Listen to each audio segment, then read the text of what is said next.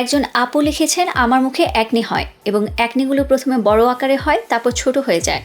অনেক বেশি ব্যথাও করে। অ্যাকনির ভেতর থেকে পুঁজ বের হয়, তারপর সেখানে কালো দাগ থেকে যায়। মাঝে মাঝে একটা হয়, আবার চলে যায়, আবার একটা হয়।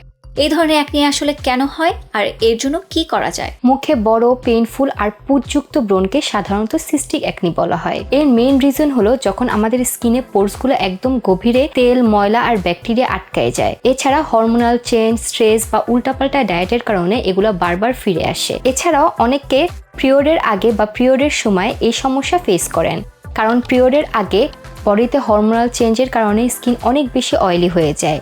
আর অয়েল যখন পোর্স গভীরে আটকে ব্যাকটেরিয়ার সাথে রিয়াকশন করে, তখনই এই পেইনফুল পিম্পলগুলো দেখা দেয়। এই ব্রণগুলো যখন কমে যায় তখন সেখানে কালো দাগ রেখে যায়। এই পেইনফুল ব্রণ থেকে মুক্তি পাওয়ার সায়েন্টিফিক উপায় হলো স্কিন কেয়ার অ্যাক্টিভ ইনগ্রিডিয়েন্টসগুলো ইউজ করা, যেমন ব্যাকটেরিয়া নষ্ট করতে বেনজয়েল পারক্সাইড, পোর ক্লিন রাখতে স্যালিসাইলিক অ্যাসিড, আর কালো দাগ হালকা করতে নায়াসিনামাইড বা অ্যাজিলাইক অ্যাসিড। আর এই ব্রণ ভুলেও হাত দেওয়া বা গলানো যাবে না, নাহলে কিন্তু স্কিন গর্ত হয়ে যাবে। যেহেতু এগুলো পেইনফুল, তাই রোদে গেলে দাগ আরো গাঢ় হয়ে যায়। তাই দিনের বেলা একটি ভালো সানস্ক্রিন লাগানো মাস্ট। তবে পিম্পল যদি খুব বেশি পেইনফুল হয়, তবে একটা ডার্মাটোলজিস্টের পরামর্শ চলাই সবথেকে ভালো হবে।